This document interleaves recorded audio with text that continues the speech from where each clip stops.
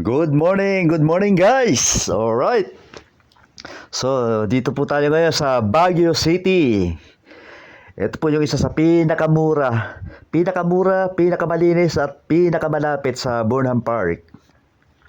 So hindi po kayo mahihirapan na maghanap ng inyong mapagtutulugan, ng inyong matutuluyan dito po sa Baguio City. So ito po talaga, napakalapit po nito sa Burnham Park. No, ito po yung karugtong ng video na nauna. So, ngayon po ipapakita ko sa inyo kung paano po pumunta dito, no? So, pwede nyo pong panoorin itong video. Masusundan nyo na po kung paano po pumunta rito sa Lynn Transient House. So, dito po kasi kami nagstay at talagang na-enjoy ko po kasi napakalapit lang. Pag nilakad mo po ito, 6 to 10 minutes, nasa Burnham Park ka na. Pag ginaging mo naman, napakabilis lalo. Mga 4 minutes, nasa Burnham Park ka na. O, ano, no? Siguro katotohanan, mga 4 minutes. So, ito po yung daan. Galing po doon sa Transient House, no? Pag akat nyo po rito, dyan po may nakalagay naman kaagad, oh, alternate route, no?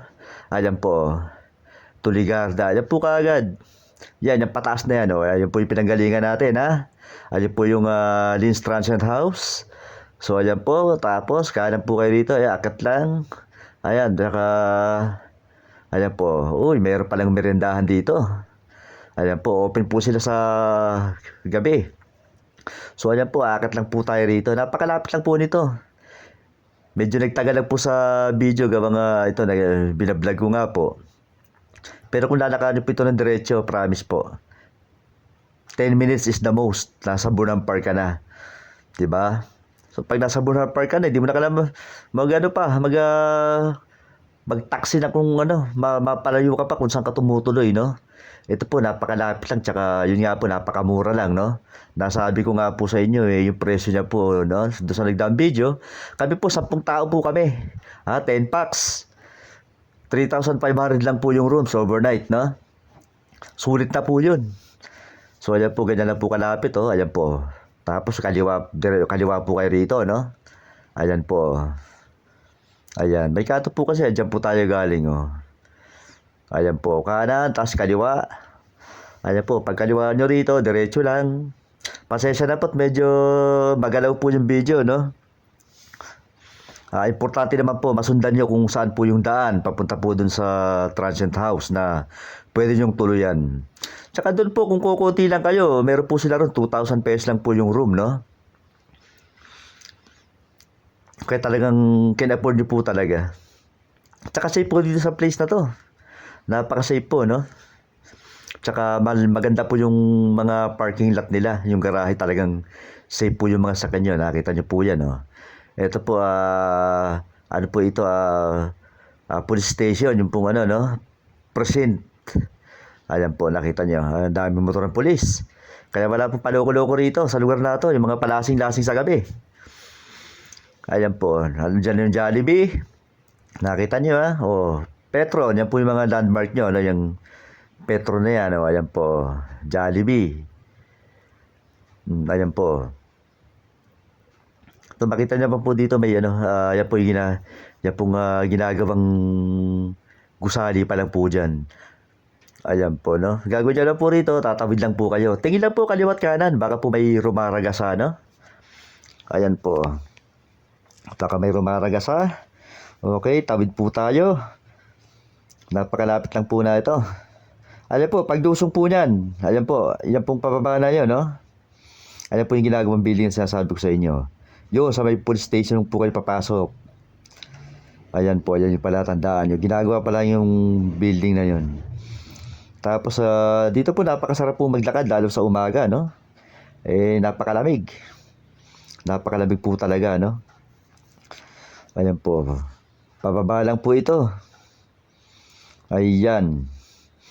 Sa mga gustong umakyat ng Baguio City, sa mga nahihirapan maghanap ng Transient House, okay, mas maganda po magpa-reserve na po kayo pagka-aakat po kayo rito para dire-diretso na po kayo sa tulugan, no? Hindi na po yung magpaikot-ikot pa kayo kung saan-saan para maghanap po ng matutuluyan.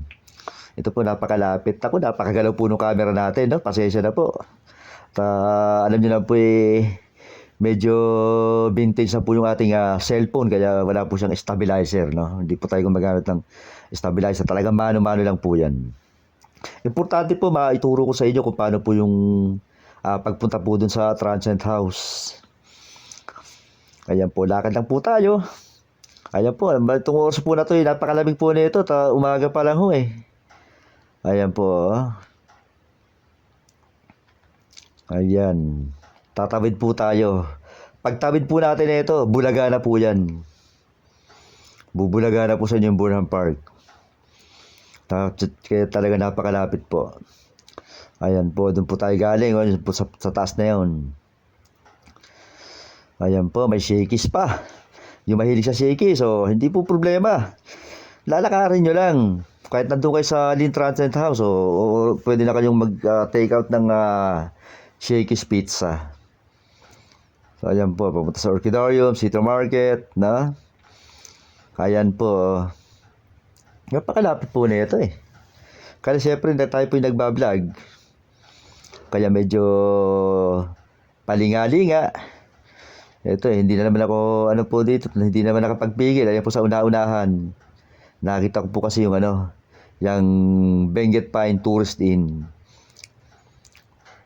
Nung una po kasi, nung first time ako nakakit ng Baguio, no? Yung pong first time, nung umakyat ako ng Baguio, dito po ako nagstay noon. Ayan po, Benguet Pine Tourist Inn. Pero matagal na po yun. That was 1990? 1989. 1989, kaya matagal na po talaga. Diyan po ako nagstay dito sa Benguet Pine Tourist Inn nung tayo po unang nakarating po ng Baguio City. Ayan po, pa ho yun, matagal na ho yun. Talagang makapal pa ho buhok natin nun. Ayan, no? Ayan po, yung nakikita natin na yan. Ito po ng Burnham Park yan. Ayan na po yun. Tapos kung mahilig po kayo sa food trip, nakita niyo po yung Deli's Inn, yung katabi niyan. Diba, Benguet Pine to Benguet Pines, no? Tapos yung Deli's Inn, yung pong puti na yun, yung puro salamin. Yun po yung Good Taste. Good Taste, napakasulit po doon. Napakamura ng pagkain, no?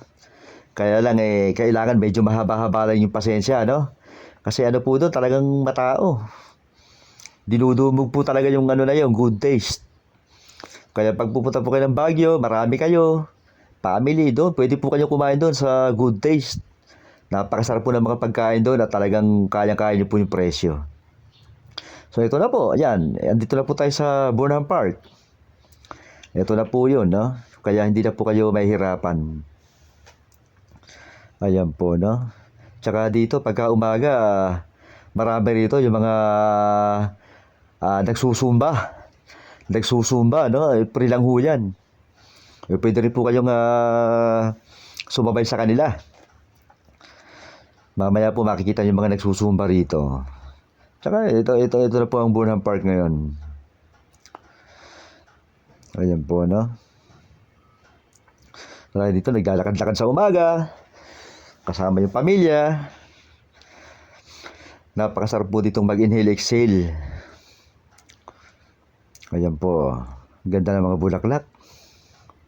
Ang ganda ng mga rose. Ayan po, no?